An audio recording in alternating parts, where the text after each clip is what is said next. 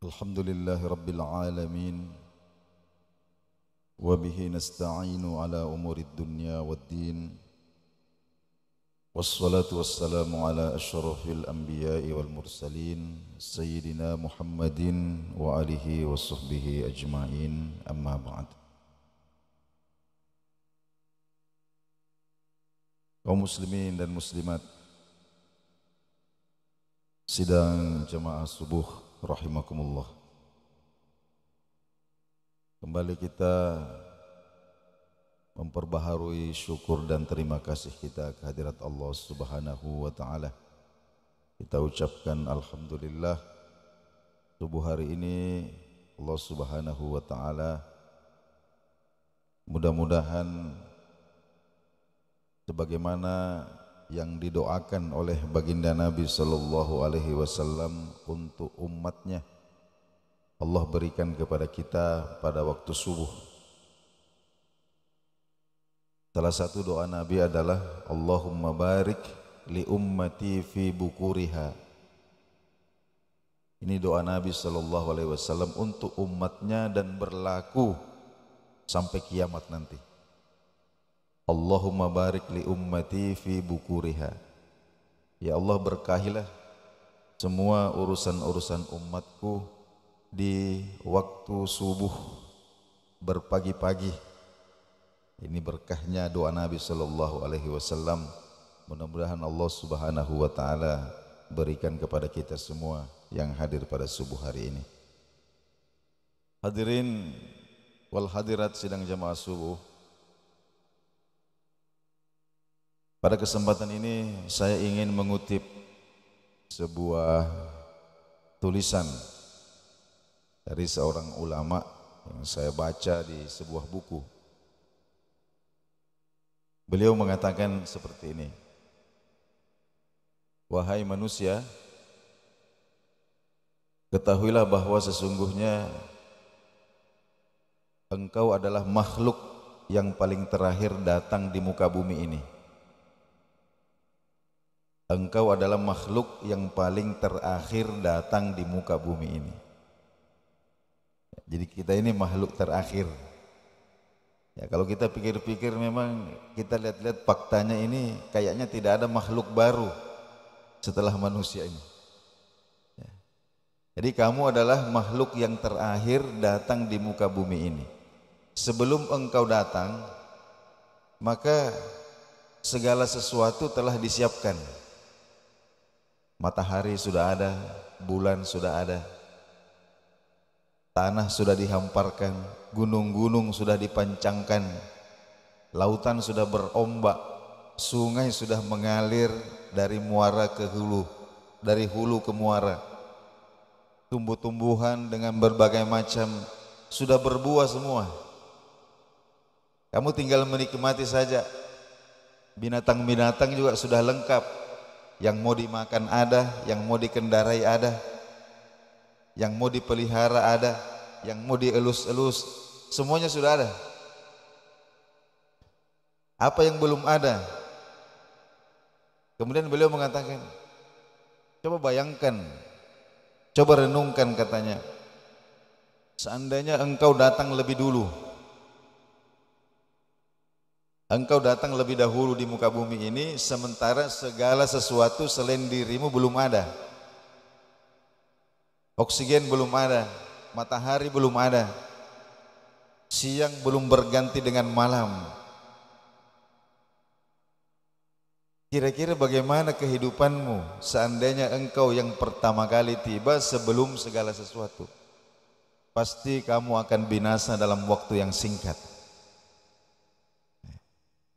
Kemudian yang kedua, perhatikanlah bahwa ternyata segala sesuatu, mulai yang besar sampai yang kecil, yang hidup dan yang padat, itu ternyata semuanya dengan mudah engkau tundukkan, dengan mudah engkau kendalikan, engkau bisa menggunakan mereka untuk kepentingan hidupmu. Kamu bisa kemana-mana melalui daratan, bahkan kamu bisa menyeberang, kamu bisa berjalan di atas air. dengan akalmu. Bahkan engkau bisa terbang lebih tinggi daripada burung. Semuanya sudah ditundukkan. Engkau bisa menggunakan mereka. Bahkan sampai engkau merusak mereka, mereka tidak marah. Mereka diam-diam saja. Pernahkah engkau merenungkan bahwa engkau yang begitu kecil, engkau yang begitu lemah, apakah mereka tunduk karena kemampuanmu sendiri atau mereka ditundukkan oleh sesuatu yang lebih agung dan lebih besar daripada makhluk-makhluk itu? Siapa yang menundukkan matahari? Matahari yang begitu besar, yang begitu powerful.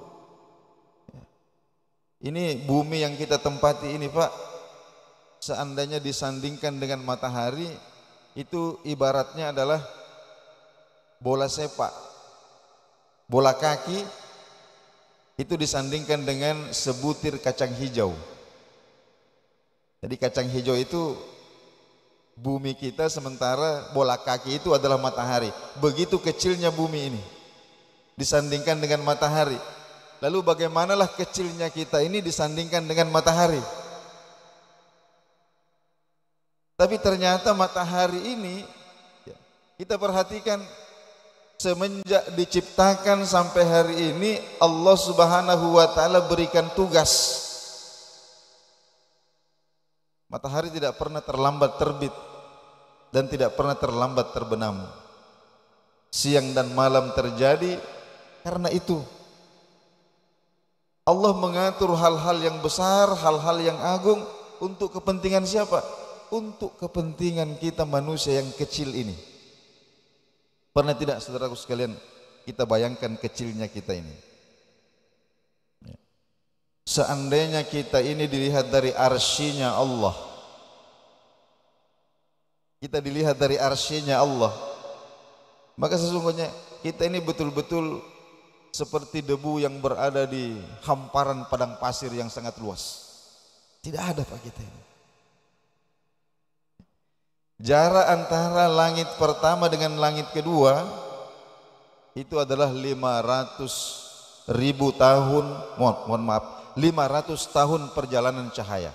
Jarak antara langit pertama dengan langit kedua 500 tahun perjalanan cahaya.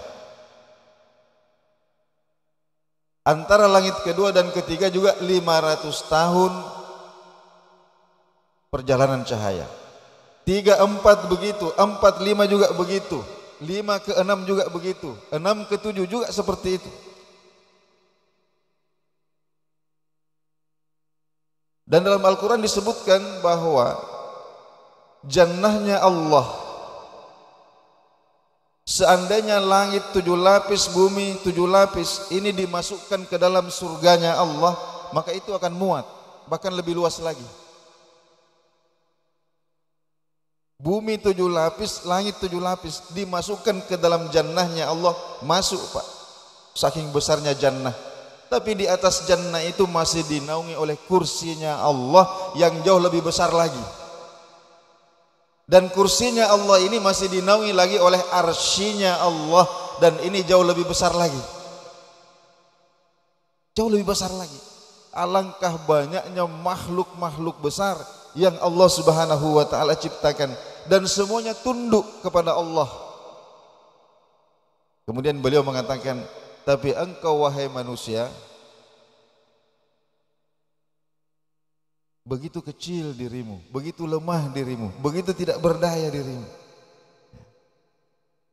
Kau tidak makan 7 hari bisa mati, kau tidak minum 3 hari bisa mati, tidak menghirup oksigen, tidak usah hitungan hari, tidak usah hitungan minggu, hitungan menit sudah mati, begitu lemah. Tapi kadang engkau begitu sombong, begitu angkuh di hadapan kebesaran penciptamu. Maka sadarilah, beliau menutup ungkapannya itu dengan mengatakan seperti ini, sadarilah satu hal, jika segala sesuatu diciptakan untuk mengabdi kepadamu, bahkan matahari yang begitu besar diciptakan untuk melayani dirimu, maka tanyakanlah ke dalam hati nuranimu, engkau diciptakan untuk mengabdi kepada siapa? Untuk siapa engkau diciptakan? Inilah hadirin yang dimuliakan Allah Subhanahu wa taala. Status kita yang permanen.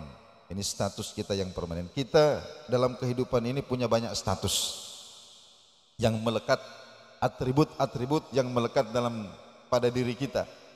Mungkin kita ini seorang suami, kita seorang ayah, kita seorang aparat negara, kita seorang, banyak sekali status-status yang, tapi semua itu adalah status sementara. Ketika kita lahir itu belum ada. Belum ada itu. Ketika kita lahir itu belum ada. Itu nanti baru datang ketika kita sudah dewasa. Dan ketika kita mati, ketika kita meninggal, maka status itu juga akan hilang. Coba kita perhatikan di tulisan batu-batu nisan ini. Ya. Semua orang yang wafat itu ditulis namanya saja. Ya. Paling-paling kalau ada gelar yang ikut itu cuma gelar haji saja. Ya. Adapun gelar-gelar formal kesarjanaan S1, S2, S3 ini tidak dikasih ikut, tidak muat. Papan nisannya itu tidak muat ditulis terlalu panjang. Ini kan kita tinggalkan semua. Jadi semua status-status yang sifatnya tidak permanen ini pasti akan kita tinggalkan atau dia yang meninggalkan kita. Ya. Tapi satu-satunya status yang abadi,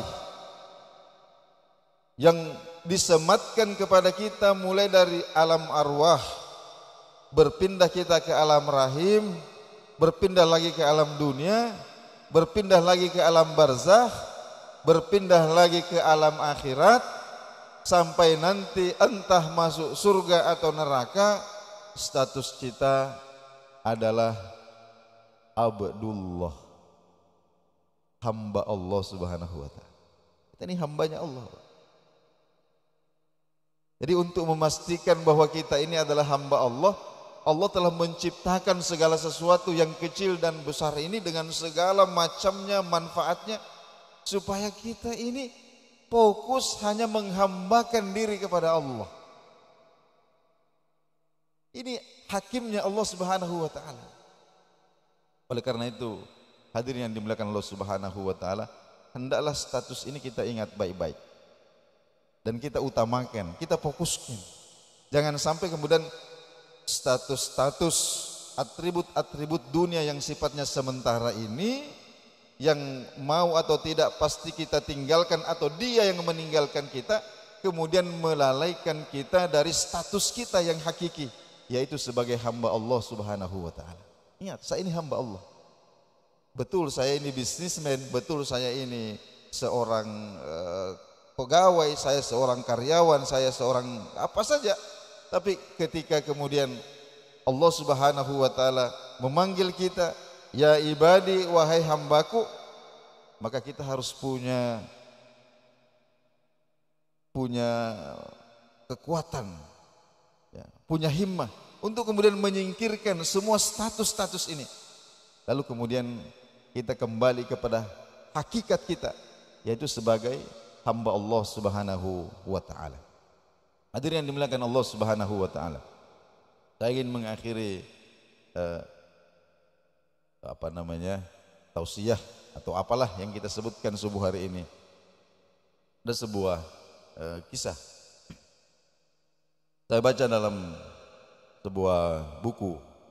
Ada seorang peruqyah di Jordan.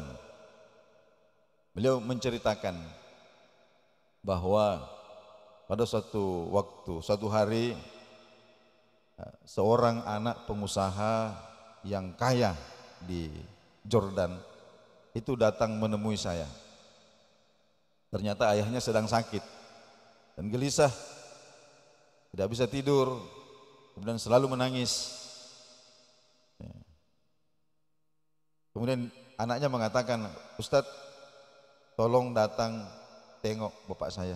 barangkali beliau pernah perlu untuk diruqyah karena selalu gelisah. Ya, saya tanyakan, memangnya sakit apa? Kemudian anaknya mengatakan, bapak saya itu sebenarnya didiagnosis oleh dokter itu ada livernya, kemudian ada kanker di ususnya. Tapi dokter tidak beritahu. Nah, dokter cuma bilang penyakit mah biasa, asam lambung biasa. Cuma kami ini anak-anaknya saja yang diberitahu. Akhirnya kemudian beliau ceritakan, saya datang ke rumahnya yang besar, megah, ini orang kaya. Saya masuk ke kamarnya, kemudian saya dapati ternyata beliau ini masih muda orangnya, terbaring di atas ranjangnya. Saya kemudian masuk mengucapkan salam, assalamualaikum. Beliau menjawab waalaikumsalam. Dan anak-anaknya juga ikut masuk di dalam kamar itu. Anaknya lumayan banyak katanya. Ketika saya sudah berada di dalam kamar, maka beliau memberikan isyarat supaya semua anak-anaknya keluar. Akhirnya semua anaknya keluar, kemudian pintu ditutup, tinggallah saya berdua dengan pengusaha ini. Saya diam, beliau juga diam. Tapi tiba-tiba orang ini menangis. Menangis seperti anak kecil katanya. Menangis, betul-betul menangis. Lalu kemudian setelah tangisannya agak reda, saya tanya, Bapak kenapa? Ustadz, ternyata dunia ini katanya betul-betul menipu. Dunia ini betul-betul menipu. Loh, kenapa Anda mengatakan begitu? Saya adalah pengusaha. Banyak sekali saya punya bisnis. Dan begitu sibuk saya urusi semua ini. Sampai kemudian saya sering melalaikan perintah-perintah Allah Subhanahu wa taala. Kadang di dalam hati saya itu ada keinginan untuk bertaubat. Ada keinginan untuk saya ingin menjadi hamba yang taat, saya ingin menunaikan sholat tepat waktu, saya ingin begini, saya ingin begini. Tapi begitu ada bisikan seperti itu, maka datang lagi itu bisikan setan yang mengatakan kepada saya, ah tidak, kamu masih muda, kamu masih punya banyak waktu, masih punya banyak kesempatan. Nanti kalau kamu sudah berumur 60 tahun, barulah kau bikin musola kecil, kemudian kau khususkan dirimu untuk beribadah. Maka saya tenggelam lagi di dalam urusan-urusan dunia ini yang melalaikan ini. Lalu kemudian tiba-tiba saya terkena penyakit seperti ini. Dokter katanya mengatakan saya ini sakit mah, tapi saya yakin bahwa itu lebih parah daripada ini. Saya hanya bisa terbaring seperti ini sekarang ini. Saya ini takut mati katanya Ustaz. Takut saya mati dalam keadaan seperti ini.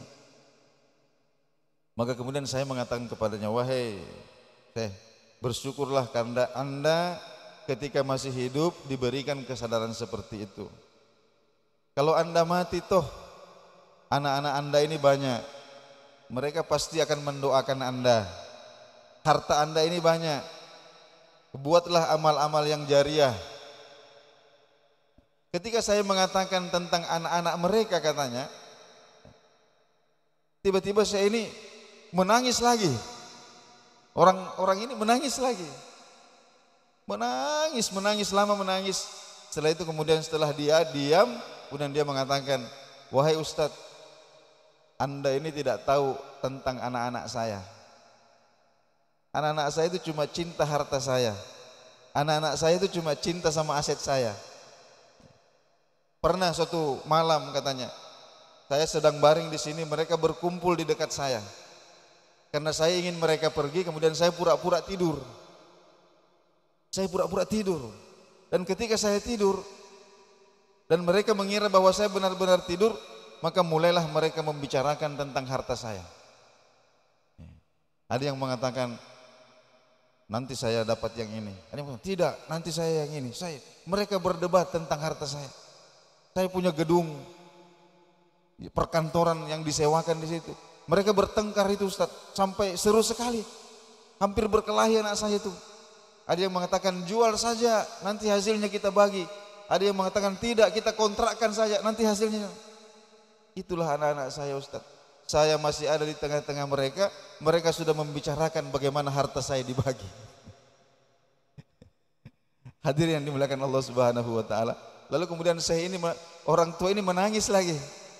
Setelah agak reda tangisannya, maka saya mendoakan beliau. Setelah itu saya permisi pulang. Dalam perjalanan pulang itu saya teringat dua ayat Allah Subhanahu wa taala.